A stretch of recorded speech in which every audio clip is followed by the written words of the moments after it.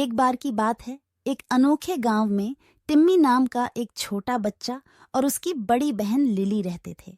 वे अविभाज्य थे और गांव के किसी भी अन्य भाई बहन की तुलना में उनके बीच मजबूत बंधन था। टिम्मी अपनी बहन से प्यार करता था और लिली अपने छोटे भाई की पूरे दिल से देखभाल करती थी। एक धूप भरी सुबह टिम्मी और लिली ने पास के जंगल में टहलने का फैसला किया। हरी भरी हरियाली और पक्षियों की मधुर चहचहाहट ने यात्रा को मनमोहक बना दिया। जैसे जैसे वे जंगल में गहराई तक भटकते गए, उन्हें एक अजीब दिखने वाला पेड़ मिला, जिसकी शाखाओं पर बड़े, पके और आकर्षक फल लटक रहे थे। यह पेड़ उन सभी पेड़ों से अलग था जो उन्होंने पहले देखा था, और इसके फल सूरज की रोशनी में चमकते हुए लग रहे थे। जिम्मेदार और सतर्क होने के नाते लिली ने टिम्मी को फलों को न छूने की चेतावनी दी। उसे पेड़ के चारों ओर एक अजीब आभा महसूस हुई, लेकिन जिज्ञासु और आवेगी होने के कारण टिम्मी इस प्रलोभन का विरोध नहीं कर सकी। वह आगे बढ़ा और पेड़ से एक फल तोड़ लिया। अचानक जंगल में एक आवाज गूंजी, बिना अनुमति के इच्छाओं के पेड़ से कुछ लेने की हिम्मत कौन कर रहा है? टिम्मी चौंक गया और उसकी मासूम आंखों में अपराध बोध भर गया। लिली अपने भाई की गलती स्वीकार करते हुए आगे बढ़ी।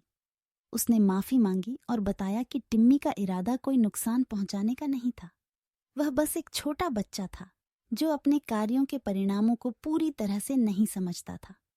यह आवाज एलारा नाम की वन आत्मा की थी, जो इच्छाओं के पेड़ की संरक्षक थी। एलारा लिली की ईमानदारी और अपने भाई के प्रति प्यार से प्रभावित हुई। उसने उन्हें सजा देने के बजाय एक मूल्यवान सबक सिखाने का फैसला किया।